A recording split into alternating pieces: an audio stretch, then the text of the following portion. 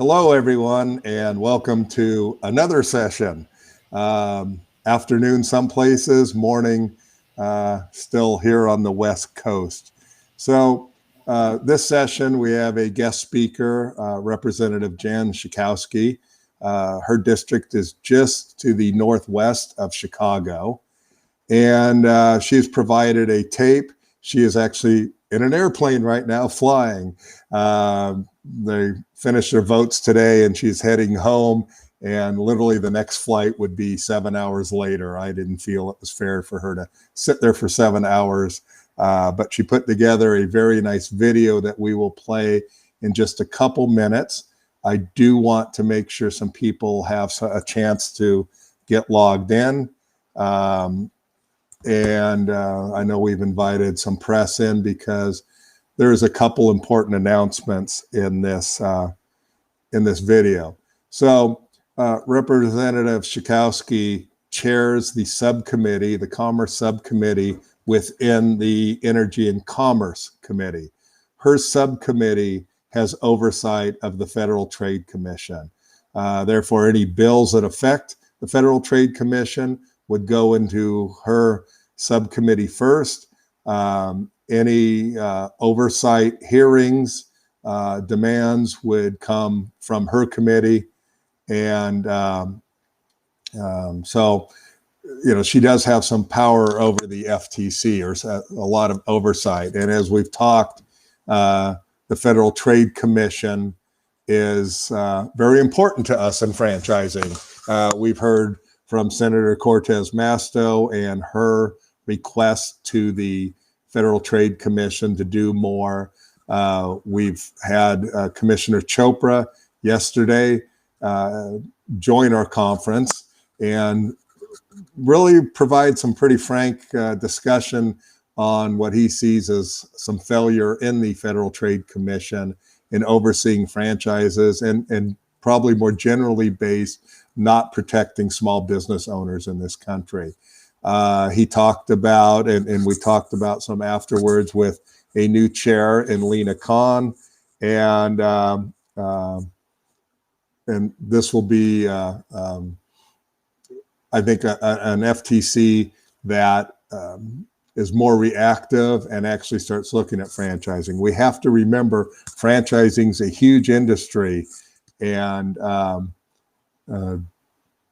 the oversight of it is very small. We talked about it a little bit with the size of how many franchises have been opened and how many closed, the alarming number that have closed also, and that there really needs to be more oversight in it. Anyway, we wait just a couple more minutes. I want to let people make sure they get in. And like I say, I know we have made some press contacts because these announcements that we are going to have in this video, I believe, are fairly substantial for franchisees. And then after her video, I'm going to invite Bob Pervin in, and also Brian Dillon as a lawyer, because the lawyers will better explain the importance of what's been announced than me, the sandwich guy. So we'll just wait about 30 more seconds, and we'll do the video. I know Amy's watching how many people are coming in. It's like everything else. We're all busy and pop in a few minutes late. So Amy, when it hits 10:35, go ahead and play the video, and hopefully our technology works.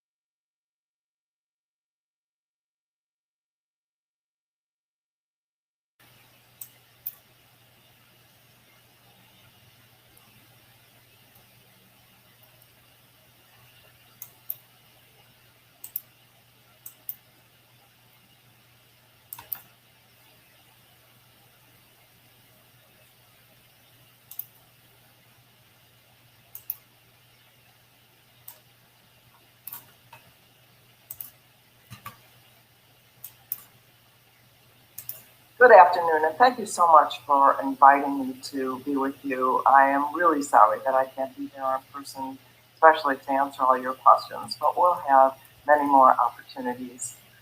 So, franchisors have been all over Capitol Hill for over a decade, and they have been doing their best impression of the Chicken Little imitation. Lawmakers like me were told that raising the minimum wage was an existential threat.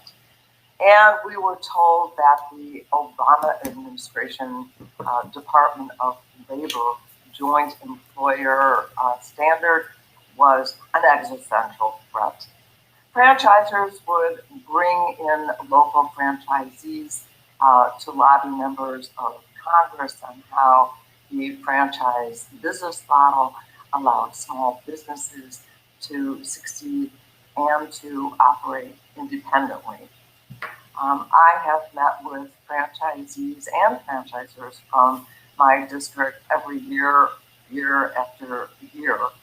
And I've even been arrested for protesting at the McDonald's headquarters in Chicago over the mistreatment of their workers.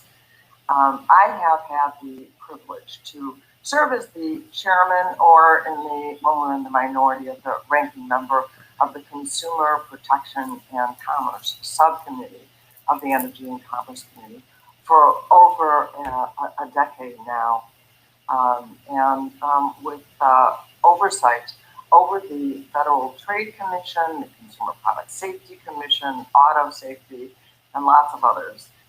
We have a big jurisdiction in my subcommittee. But in all that time, never once did I hear from the International Franchise Association about the Federal Trade Commission franchise rule.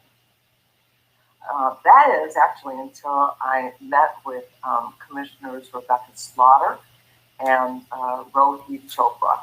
And they told me that the rule needed serious consideration and scrutiny from the from members of Congress, and that it actually needed a major facelift from the Commission. In many cases, franchisees are sold a bill of goods because of the flawed franchise rule. And workers end up footing the bill. And I just want to say that no more am I going to allow this to take place. At this moment, I just want to take a second to thank and recognize Keith Miller, a Subway franchisee from California who has been a tireless advocate for franchisees and actually brought all of this to the attention of my chief of staff and the top staff for my subcommittee. So today I'm going to make two announcements. First has to do with requesting an important study from the Government Accountability Office. As chair of the Consumer Protection Subcommittee, the GAO, the Government Accountability Office, prioritizes requests that I make within the jurisdiction of my subcommittee. And as some of you may know, the Federal Trade Commission has absolutely no way to intake an actual complaint that any of you may make from a franchisee over the franchise rule. So, at my request, the GAO will be producing a study on the inadequacy of the rule and the FTC's failure to provide any kind of a portal for franchisees to lodge actual complaints. The second of the announcements I want to make is I will be introducing legislation that creates a private right of action for franchisees who were harmed. In other words, the right to go to court, even under the weak rule.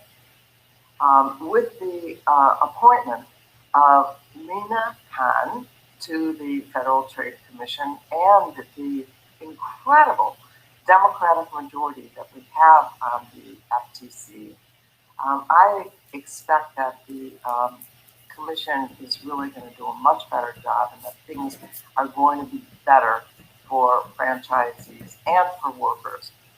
But the FTC has shown that it can't always be counted on, and that's why access to the courts is critical for all of you. As I close, I want to make one thing very clear. I am supporting you so that you can better support your workers. The way franchisors have treated franchisees and by extension workers while evading liability is just disgusting.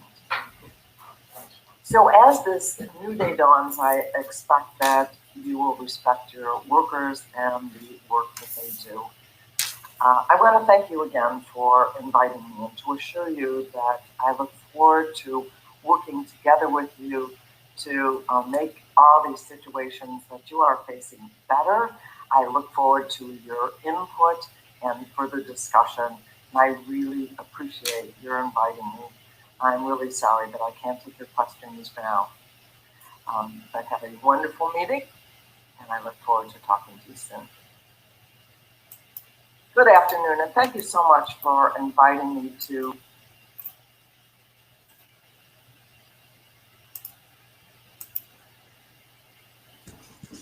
Well, and there we have it. Two very important announcements, I believe, for franchisees.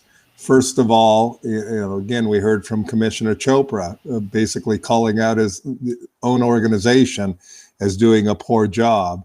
And now we have the subcommittee chair who has the jurisdiction over the FTC, demanding a study be done by the Government Accountability Office, looking into the inadequacy of the rule and basically the inadequacy of how the rule has been given with franchisees not really being able to do anything about it.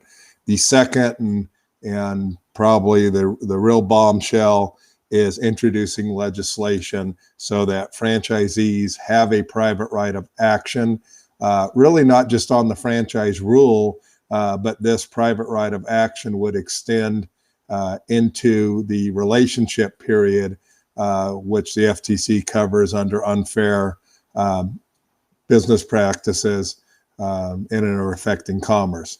So there's the big announcement.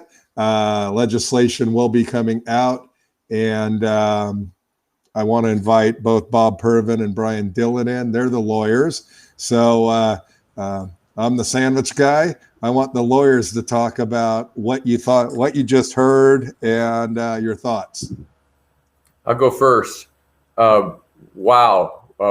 We've been begging for a private right of action for before the AFD ever was a twinkle in my eye. And I want to explain a little bit about what that exactly means. The Congresswoman touched on it, but it's been a defect in the law. Brian will speak to this as well. The federal trade rule on franchising, and let me back up a little bit even beyond that. The Federal Trade Act, which gave rise to the Federal Trade Commission, as I mentioned yesterday, has a provision in it in Section 5 that gives the Federal Trade Commission authority to take action against all forms of abusive trade practices. That's what the Federal Fair Trade Act is all about. But the act itself only empowers the Federal Trade Commission to act, and there is no creation of any private right of a citizen to bring a lawsuit to say that the act was violated. That is that contrasts, by the way, to our securities laws, where individuals in the 1930s we passed the Securities Exchange Act and the Securities Act.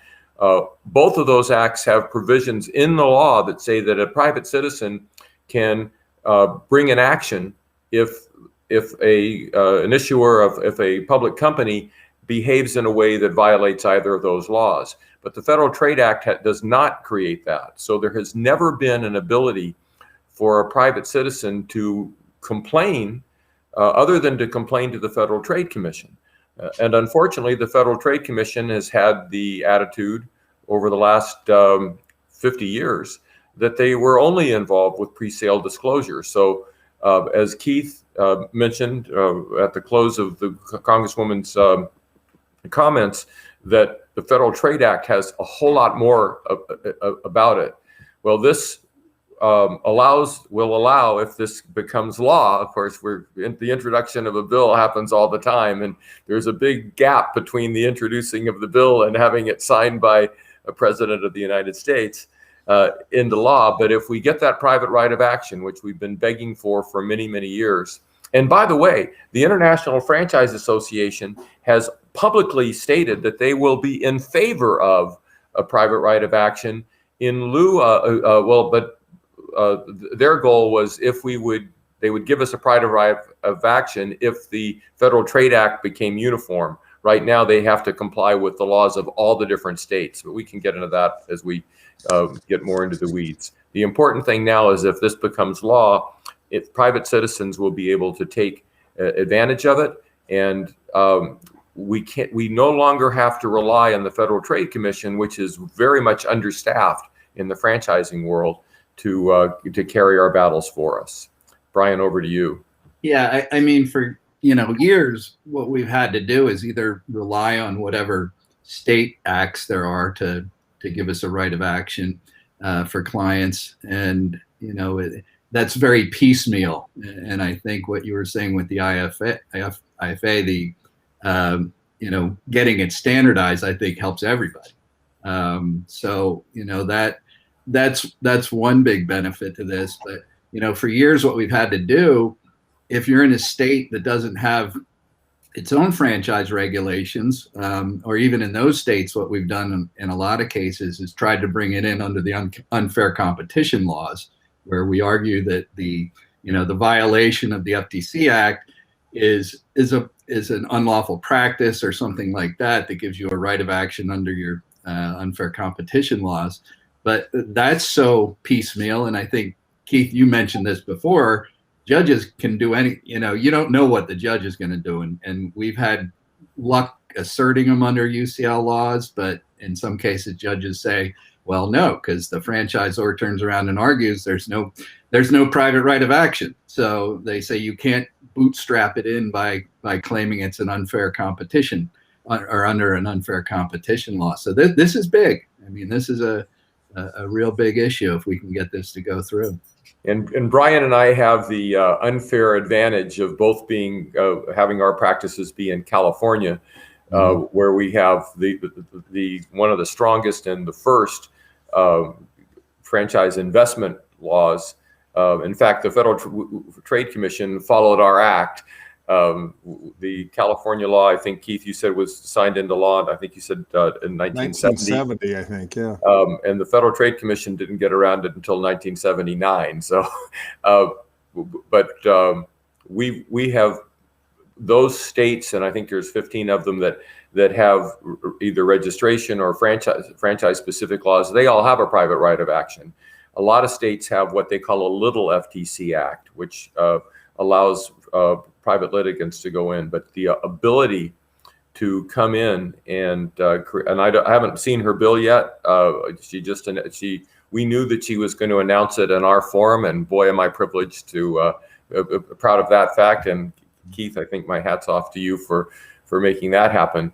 But hopefully the bill in its final form will do what the Securities Exchange Act does, which defines what the damages are and what the grounds are. If you are defrauded in the purchase of a stock in any company, you have the right of rescission. You have a right for damages. You have a right, if the violation is willful, you have a right to collect punitive damages. And the very, very strong rules which have reined in the securities industry for the last last 80 years. So 90 years, I guess. Very, very potent stuff. Yeah, I think that's going to be an important part of it, is making sure that along with that private right of action, we have some sort of remedy, and that's defined more clearly, because I think, as you know, in California, we've just managed to get some remedies into our franchise laws here. So that's an important second step to the process too. Well, and the important part, I know also that the bill doesn't just say private right of action for the franchise rule. It's broader than that. So, because obviously you would be limiting yourself to pre-sale disclosure if you only had a private right of action on the franchise rule, unless at some point we can get the franchise rule also expanded, which would be another goal of ours, obviously, is to get the franchise rule expanded past the ink drawing on your contract, so to speak, and that the FTC and Commissioner Chopra talks about that all the time, of the unfair acts and practices of unfair acts and practices. So, and it's a related subject, but something that you mentioned in the legislation session this morning, that you had asked of your franchisor colleagues what part of good faith did they not be in favor of, and this sort of brings in, but the argument from the franchising side, and by the way, you were absolutely right. Good faith in the law, commercial good faith, is not what you and I, or all of us, think of being good faith. It just means that we are honest in what we tell you, and we don't take undue advantage, which is strong enough if we had a right of good faith. The real problem with good faith, and the problem that we're going to hear the franchisors speak to this law, is what they call, help me out, Brian, but opening the floodgates of litigation. And if the question of good faith will be a matter of fact, and if I think you're acting in bad faith, or if your franchisor thinks that I'm acting in bad faith, then we could in fact have a whole lot of litigation just over, who's right and who's wrong, and where we justified in doing things. So it's something we do need to be concerned about. But that's what franchisors will always argue, is that if you have a good faith standard, then my God, the floodgates of litigation are going to come out there, and we'll be spending millions of dollars, even more than today. Yeah, my answer to that, I've been doing this 20 years plus, and I've never seen a franchisor who's really been worried about getting sued by their franchisees. It's just not that. It's, you look at the states that already have franchise relations acts and franchise disclosure laws, and there's not this huge floodgate of litigation that's coming from the franchisees to the franchisor. It's usually the franchisor who's got the huge advantage in suppressing the franchisees, so they never really get their day in court. So let's follow up on that. That you just hit the nail on the head of why the AFD, why franchisee associations, why we need to go back to our theme, empower franchisee associations. The truth of what Brian just said, the reason there are not floodgates, is that franchisees can't afford the battle. The franchisees are, by the time they're in a place where they would bring the lawsuit, they're bankrupt. They've been destroyed. So how do you combat that? You combat that by joining together with your fellows, forming owners associations, creating a legal fund that is capable of engaging Brian Dillon or any of the other great attorneys we have on our program. And suddenly I think you can see in the background, I have these little scales of justice over there. Well, what you're seeing right here is the franchisees are up on the top part, and the franchisors are in the bottom part. We want to balance those scales. And the way we're going to do that is to create an irrepressible legal fund that tells the IFA and tells franchisors that you can't roll over us. And it's not because we want to file lawsuits. In fact, much the opposite. What we want to do is bring franchisor to the conference table to negotiate these resolutions, so that we can have the kind of franchise relationship we all aspire to. Well, and my argument on the more, every piece of legislation I seem to work on, I get that, it's going to create all these lawsuits. And, my answer to that is kind of twofold. Number one, You hope it doesn't, because you hope it becomes a deterrent, right? You want a deterrent to bad acting. And then the second part of it is saying, well, what you really believe in is, even if franchisors act bad, there should be no penalty for it, and a franchisee shouldn't have a right to have their day in court, which is, as American as, apple pie. We're supposed to be able to have our day in court to settle our differences if we can't settle them otherwise. And what the franchisor, lobbyist, whatever side is saying is, no, you don't deserve your day in court, no matter how you've been wronged. And I don't believe that at all. And to your first point, Keith, we have real evidence of the deterrent value of a threat in the form of the joint employer dispute, and the way the franchisors have behaved around that. We're not particularly happy about where they focused. They began not doing things that we think that they had the ability to do, but certainly franchisors have behaved very much like the sky is falling around the whole threat of joint employer. And that was just a doctrine from the Department of Labor. It wasn't even a law that got passed. Well, and to follow up, and then I'll answer Jonathan Fortman's question. To follow up on that, McDonald's was in the crosshairs of joint employer, right? It was the one actually being targeted by the NLRB for joint employer. Yet over the 4 years of the Obama administration, their stock was one of those perfect 45-degree angle stocks going up. And so you question if this was truly a threat to their business model, if it was truly a threat to end their business model, how could their stock keep growing at unprecedented rates? So to Jonathan Fortman's question, no, we don't yet. We haven't really seek support. This was kind of one of those bills where I said, if you want a friend, get a dog. If you want to keep a secret, tell the dog. So this has been pretty tightly held, waiting for today so she could announce it publicly during our conference. So we'll be heading that direction. I want to come back, Jonathan, to the point that you made, and this is going to be a very interesting strategy. We are literally learning this with all of you. But what I said a bit ago about the IFA has proposed for years that they would be willing to have a private right of action. They would endorse a private right of action if the federal law would preempt state law. So I'm suspicious that they won't deviate from that concept. But time will tell. I've been scratching my head. I used to have a whole lot of hair, but I've been scratching my head for years trying to figure out why the Republican Party is not squarely behind franchisees.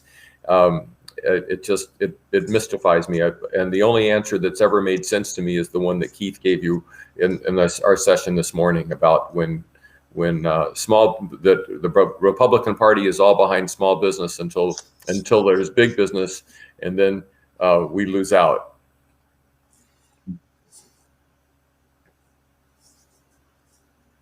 Keith, all right. I think unless we have more questions pop up in the chat, we'll close this session early. Let everyone take another break before, I guess we have an open mic session at, see, I'm not the good logistics guy. Open mic is 3:00 Eastern time, noon West Coast time. So everyone on the West Coast has an hour to go get lunch. Everyone on the East Coast can have an early cocktail, I guess. I don't know. Whatever you want to do. And hopefully this bill, we now have something to, again, in the House to hang our hat on a bill. And I think it was pretty exciting news. I mean, let's not discount the government accountability study into the inadequacy of the rule in protecting franchisees and the lack of oversight that the FTC has done. Actually, and I forgot to mention, Representative Schakowsky had previously sent a letter to the FTC with Jayapal and Scanlon. The letter was primarily about third-party or delivery apps, but in there it had a section and it called out the under-investigated, that's their word, under-investigated franchise industry. And we know that the FTC has received numerous complaints and they go into a big black hole, never go anywhere. And we kind of talked about that yesterday. There is kind of a complaint process, but the complaint process is that you have to file, report fraud and tell them what the scammer did. And so it's not intuitive at all to franchising. That is something that's being worked on that hopefully we can get cleared up so franchisees can make complaints and the complaint actually goes to a staff member that knows something about franchising, and neither of those are happening today. So any other comments, and we'll close the session. Well, just to add on to what you just said, in the best of worlds in the last many, many years, the only complaint you could file was that they lied to me when they sold me the franchise. And we're hoping that we will be able to expand that to say they're abusing me by taking my advertising money and buying what do you call it? Racing cars. I'm trying to think of stock car racing cars. I've lost it for a second. Or they're my biggest bugaboo is that they're making me buy stuff that doesn't work well, and they're lining their pockets. I agreed to pay them a 7% royalty. I didn't agree to let them mark up all of the goods and services that I buy. So hopefully that if we expand the authority of the Federal Trade Commission to do what it's supposed to do, which is to block unfair trade practices, and we have a complaint process where we can say not only did they misrepresent, but they're treating me in a wrong way, that deterrent value that Keith mentioned. And again, I want to make really clear, our goal is to get our franchisors to come to the table so we can create relationships and agreements that we all are happy to be a part of. We don't want more lawsuits. We don't want more wars. But we want to have a level playing field so that franchisors have to treat us fairly. Well, for long term, the franchise industry to succeed, all stakeholders have to be successful and profitable. No, this is not about beating down franchisors. This is not about making franchisors unprofitable or suing them.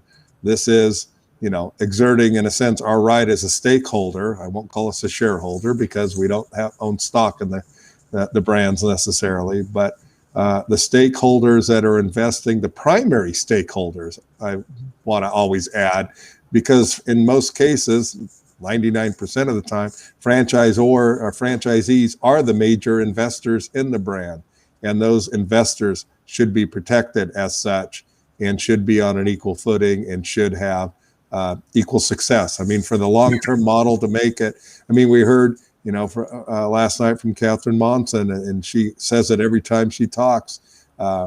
She tracks unit level profitability. She could tell you how much the EBITDA had changed in her brand since she came on board for franchisees, and to a very precise number. She tracks that and watches that, and that's the model of what we need is franchisors, again, that are successful, but deem their long-term success is in the success of their franchisees, not short-term gain for them. So with that, I'm done. Yeah, no, great job, Keith, and thank the Congresswoman for us. This was a big deal. Yes, it is. We'll see everyone. Those letters coming, folks. Yep. All right. Take care, everybody. Bye.